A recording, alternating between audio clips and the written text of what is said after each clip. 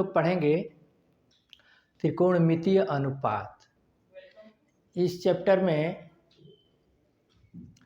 त्रिभुज की भुजाओं के बीच अनुपात और कोणों के संबंध के बारे में हम लोग पढ़ेंगे कि त्रिभुज की भुजाओं के अनुपात और कोण में क्या संबंध है। इस चैप्टर में यही हम लोग पढ़ेंगे। जैसे बहुत सी चीज़ें हैं हमारे बीच जो कि इसके द्वारा ज्ञात की जा सकती हैं। जैसे मान लीजिए कुतुब मीनार की ऊंचाई आपको नापना है, तो आप कैसे नापेंगे या कैसे बताएंगे कि कुतुब मीनार की ऊंचाई कितनी है। तो यदि मान लीजिए कि कुतुब मीनार ये है और इससे जो है कि आप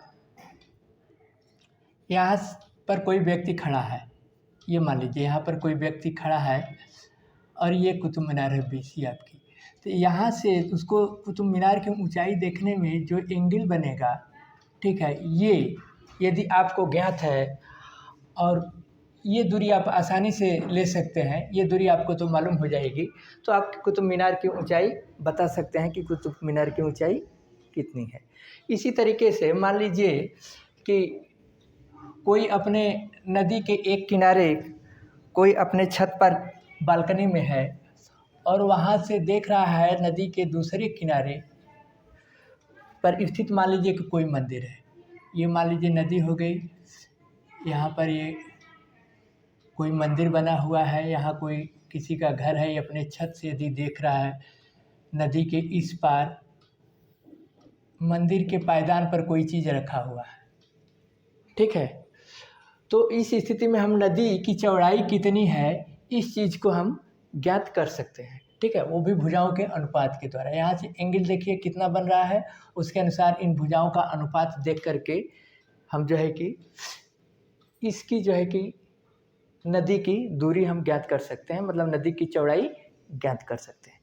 तो इस तरीके से चीज़ों की जानकारी के लिए जो कि त्रिकोणमितीय अनुपात की आवश्यकता पड़ती है, जिसे कि ट्रिग्नोमेट्री इंग्लिश में कहते हैं, ठीक है। तो आप देखिए कोण ए के त्रिकोणमितीय अनुपात, ठीक है, इसका जो एंगल एक है, ये देखिए ये आपका समकोण त्रिभुज है, ठीक है, इसका एंगल ये है, ठीक है। तो कोण ए के त्रिकोणमितीय अनुपात क्या होंगे, तो कोण ए का ही देखिए क्या हो जाता है, साइन ए इक्वल टू कोण ए की सम्मुख भुजा बटा कर्ण। ये देखिए ये त्रिभुज आपका ABC है, इसकी सम्मुख भुजा ये हुई, कोण ए की सम्मुख भुजा ये BC हो गई और कोण ए की संलग्न भुजा ये हो गई। कोण ए से ये भुजा लगी हुई है इसलिए इसे हम संलग्न भुजा कहते हैं, और ये कोण ए के सामने BC है इसलिए हम इसे सम्मुख भुजा कहते हैं। और इस भुजा को तो आप लोग जानते हैं कि इसे कर्ण कहते हैं, ठीक है। तो त्रिभुज की तीन भुजाएं हो गई, एक कर्ण हो गया, एक कोण ए की संलग्न भुजा हो गई और दूसरा जो है कि इसकी सम्मुख भुजा हो गई। यदि हम कोण ए का साइन लेते हैं तो सम्मुख भुजा ये होती है। यदि मान लीजिए हम कोण सी का साइन लेते हैं, कोण सी का यदि हम साइन लेते हैं तो इसकी सम्मुख भुजा क्या होगी, ये देखिए होगी, तब ए भी हो जाएगी। अभी इसमें जो है कि हम कोण ए ले रहे हैं इसलिए कोण ए का सम्मुख भुजा ये BC है, और इस त्रिभुज में हम यदि मान लीजिए कोण सी लेते हैं तो कोण सी की सम्मुख भुजा क्या हो जाएगी, AB हो जाएगी, और इससे लगी हुई इसकी भुजा को क्या कहेंगे, संलग्न भुजा, और BC उस समय क्या हो जाएगी, संलग्न भुजा। आप इस बात को ध्यान रखिएगा, सम्मुख भुजा और संलग्न भुजा हम एंगल के अनुसार लेंगे, जो एंगल लेंगे उसी के सामने की भुजा सम्मुख भुजा होगी और उससे लगी हुई भुजा संलग्न भुजा होगी, ठीक है, और एक भुजा आपकी ये कर्ण होगी, ठीक है, इतना समझ गए होंगे। अब आगे देखिए कोण ए के त्रिकोणमितीय अनुपात, तो साइन ए इक्वल टू क्या होगा, कोण ए यहाँ पर हमने लिया तो सम्मुख भुजा बटा कर्ण, ये क्या हो गया, कोण ए की सम्मुख भुजा बटा कर्ण इक्वल टू सम्मुख भुजा क्या है आपकी, कोण ए की सम्मुख भुजा BC है इसलिए BC बटा AC। AC आपका ये देखिए कर्ण है, सम्मुख भुजा बटा कर्ण, ये साइन ए हो गया। यदि दूसरा लीजिए cos A, cos A equal to क्या होता है, कोण ए की सम्मुख भुजा बटा संलग्न भुजा बटा कर्ण, कोण ए की संलग्न भुजा ये हो गया ए बी बटा कर्ण बी सी, ये इक्वल टू हो जाएगा ए बी, अरे sorry cos A equal to कोण ए की संलग्न भुजा ए बी हो गया बटा कर्ण ए सी हो जाएगा, तो इसलिए हो जाएगा ए बी बटा ए सी। ठीक है, अब tan ए का देखिए, tan ए बराबर होता है कोण ए की सम्मुख भुजा बटा कोण ए की संलग्न भुजा। अब कोण ए की सम्मुख भुजा बी सी हो गया, संलग्न भुजा ए बी हो गया, तो ये हो जाएगा B C by A B. ठीक है, उसी तरीके से अब देखिए कोसेक एक वो अनुपात है जो कि साइन ए का ठीक उल्टा होता है, तो कोसेक ए इक्वल टू होता है 1/sin ए होता है, तो 1/sin ए मतलब ये उल्टा हो गया साइन का, तो इसलिए साइन का उल्टा क्या हो जाएगा साइन ए का।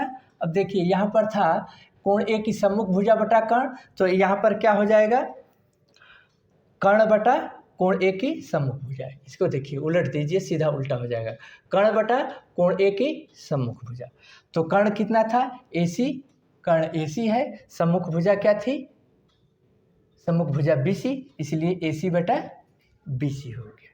ठीक है, कोसेक ए के बाद सेक ए आता है, सेक ए क्या हो गया, सेक ए इक्वल टू 1 बटा cos A, 1/cos A equal to क्या हो जाएगा, ये देखिए कॉस का ठीक उल्टा हो गया 1/cos ए हो गया, तो यहाँ पर देख लीजिए कॉस क्या है कोण ए की संलग्न भुजा बटा कर्ण, तो ये कर्ण बटा कोण ए की संलग्न भुजा हो जाएगा, तो कर्ण ए सी बटा ए बी।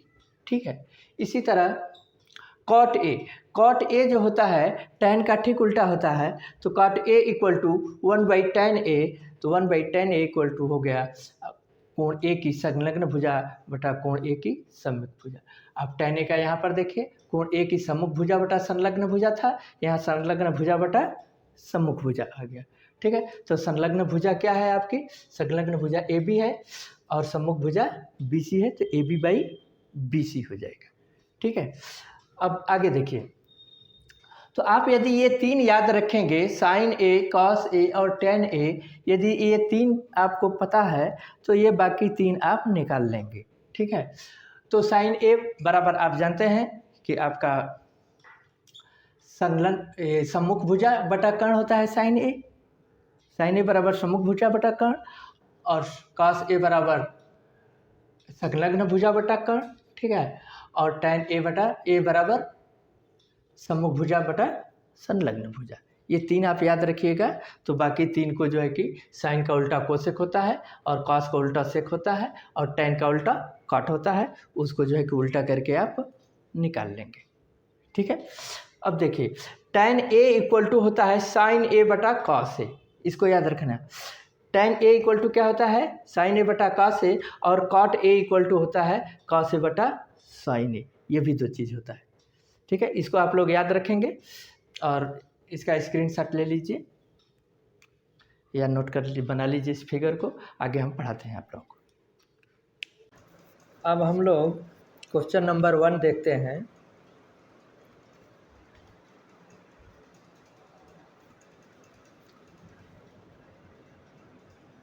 क्वेश्चन नंबर 1, त्रिभुज ABC में जिसका कोण बी समकोण है, A B equal to 24 cm, B C equal to 7 cm है, निम्न का मान ज्ञात कीजिए। A sine A cos A. देखिए एक त्रिभुज है जिसका कोण बी समकोण है, एक त्रिभुज कोई बना लीजिए, इधर बनाते हैं।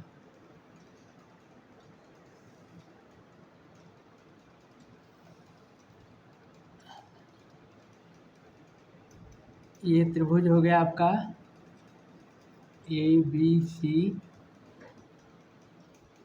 ये देखिए इसका कोण बी कह रहा है कि समकोण है, A B equal to 24 cm, ये 24 cm है और बी सी 7 cm है।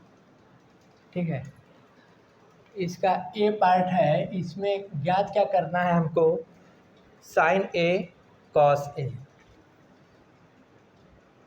साइन ए हमें ज्ञात करना है, दूसरा चीज़ ज्ञात करना है कोस ए। ठीक है, ये देखिए दो चीज़ें इसमें, एक साइन ए है और दूसरा है कॉस ए ज्ञात करना है। तो इसमें हमें दो भुजाएं ही केवल मालूम है, तीसरी भुजा नहीं मालूम है। ठीक है, तो हम तीसरी भुजा भी ज्ञात कर लेंगे, क्योंकि साइन ए क्या हो जाता है, साइन ए इक्वल टू क्या होगा, सम्मुख भुजा बटा कर्ण होता है। तो कर्ण तो यहाँ हमको मालूम नहीं है, इसलिए हम कर्ण ए सी ज्ञात कर लेंगे। तो ए सी इक्वल टू क्या हो जाएगा, A C square equal to होता है A B square plus B C square, A B square plus B C square, Pythagoras प्रमेय से, पाइथागोरस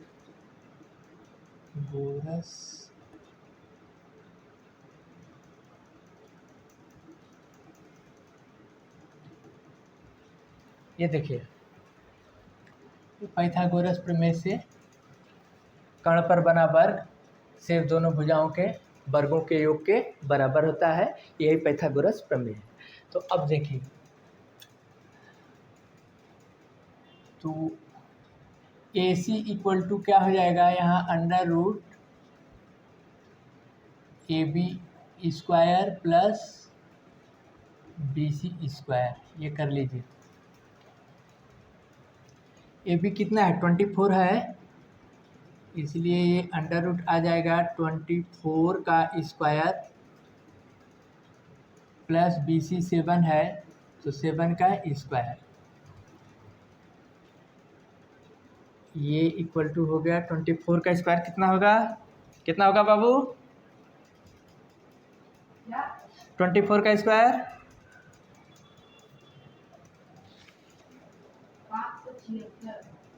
576, ठीक है, प्लस 7 का 49 हो गया, इसको जोड़ दीजिए, आगे आपका 625 अंडर रूट 625 का वर्गमूल निकालेंगे, आ जाएगा 25। ठीक है, तो ये ए सी आ गया आपका 25, ये कितना हो गया 25।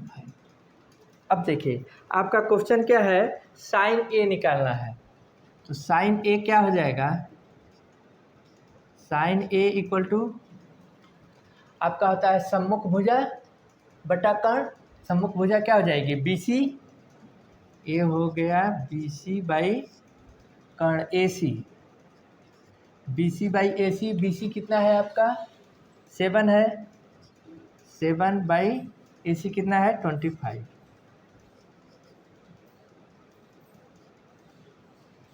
ये हो गया आपका 7/25, B C by A C हो जाएगा, ये निकाल रहे हैं ना, तो 7/25 आ गया। सी में देखिए कॉस ए निकालना है, कॉस ए इक्वल टू क्या हो जाएगा, संलग्न भुजा बटा कर्ण होता है, तो संलग्न भुजा क्या है, ए बी है आपकी, ए बी बाई ए सी हो जाएगा, A B by A C, A B by A C, तो ए बी कितना है आपका 24 है, 24 बाई ए सी कितना है 25, ये आ गया 25, ये कैंसर ये हो गया और ये कैंसर आपका ये हो गया। ठीक है, तो इस तरीके से आपका ये होगा। अब देखिए बी में देता है साइन सी और कॉस सी, बी में क्या दे रहा है साइन सी, देखिए साइन सी दे दिया, तो साइन सी का मतलब अब हम इस एंगल को मानेंगे सी, तो इसकी सम्मुख भुजा कितनी होगी साइन सी, सी की सम्मुख भुजा क्या होगी ए बी हो जाएगी, तो ए बी बाई ए सी सम्मुख भुजा बटा कर्ण होगा, तो साइन सी इक्वल टू क्या हो जाएगा ए बी बाई ए सी होगा ना, ए बी बाई ए सी, तो ए बी कितना है आपका 24 बाई ए सी 25 है, ये हो गया इसका आंसर। ठीक है, नेक्स्ट देखिए, आपका cos c है, cos c। अब देखिए तो cos c क्या हो जाएगा, संलग्न भुजा। तो एंगल सी का संलग्न भुजा क्या है, BC है। एंगल सी का संलग्न भुजा क्या है, BC है। तो BC बाई AC बराबर हो जाएगा BC बाई AC। तो BC कितना हो गया, 7 बाई AC हो गया 25। ये हो गया इसका आंसर। ठीक है, अब नेक्स्ट क्वेश्चन देखते हैं। क्वेश्चन नंबर 2 देखते हैं।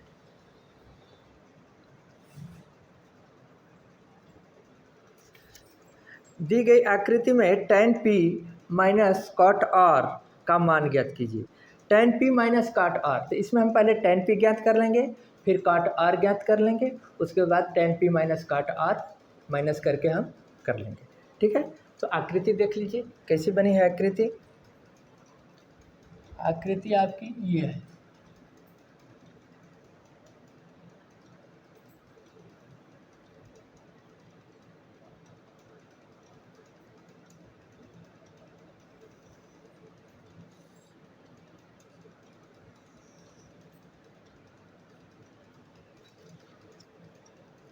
ये हो गया आपका P,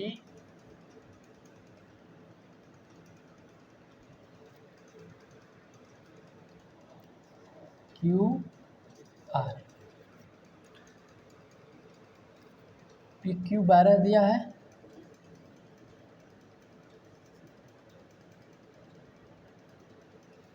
PQ 12 है और ये 13।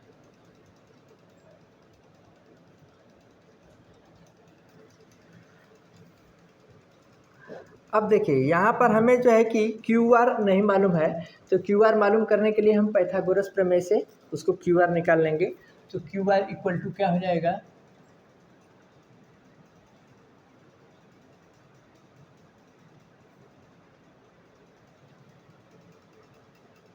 PQ बराबर 12 और PR बराबर 13 दिया हुआ ना। यहाँ लिख लेंगे PQ 12 हो गया, PR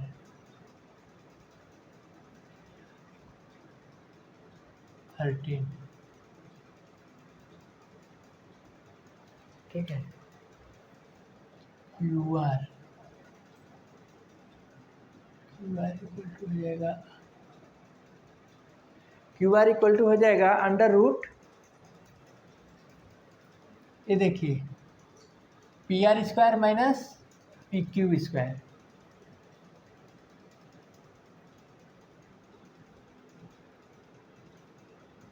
PR square minus PQ square, Pythagoras प्रमेय से हो जाएगा। तो PR स्क्वायर कितना है, 13 का स्क्वायर माइनस PQ स्क्वायर कितना है, 12 का स्क्वायर। ठीक है, ये देखिए 13 का स्क्वायर कितना होगा, 13 का स्क्वायर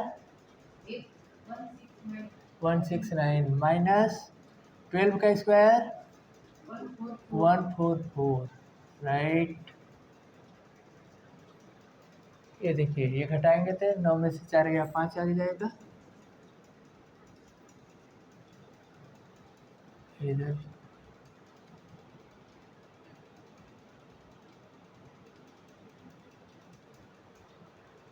169 में से 144 घटाइए तो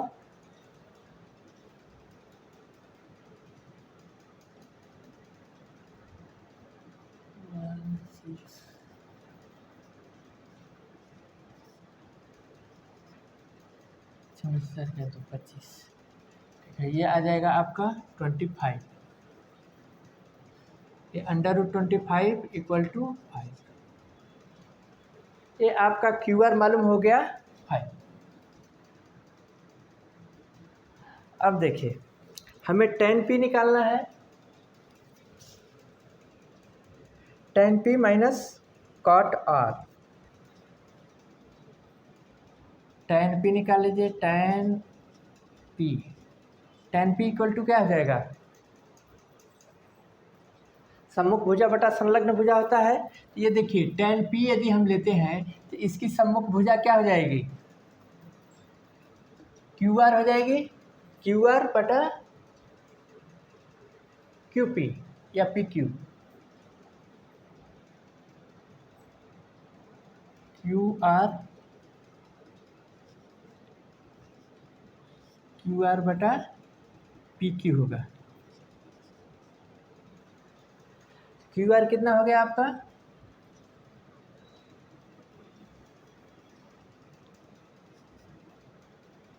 QR 5 हो गया, अब PQ कितना हो गया 12।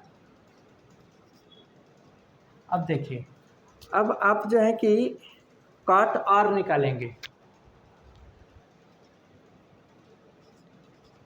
cot R, देखिए R इस एंगल को लेंगे तो cot R, तो cot A बराबर क्या होता है, ठीक इसका उल्टा हो जाएगा, लेकिन इसके लिए जो है कि संलग्न भुजा कौन होगी, ये हो जाएगी cot R की, तो संलग्न भुजा बटा सम्मुख भुजा हो जाएगा। तो cot R बराबर संलग्न भुजा कितना हो गई उसकी, QR बटा सम्मुख भुजा PQ, सम्मुख भुजा PQ हो गई, QR 5 हो जाएगा और PQ कितना हो जाएगा 12। ये भी देखिए 5/12 आ गया, तो tan p minus cot R, अब यहाँ लिख देंगे tan p minus cot R, दोनों सेम चीज़ है, 5/12 आया tan p, 5/12 minus 5/12 equal to क्या आ जाएगा 0, ये आंसर आएगा। ठीक है,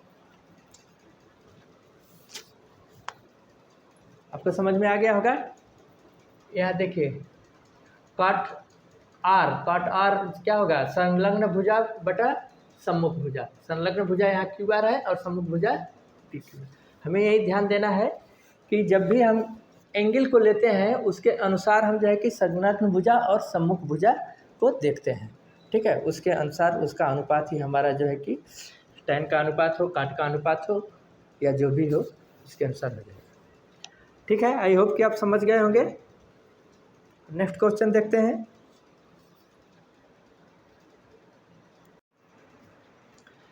यहाँ पर मैं अपने घर के बच्चों को पढ़ा रहा हूँ। ठीक है, तो बच्चों समझ में आ गया होगा आप लोगों को।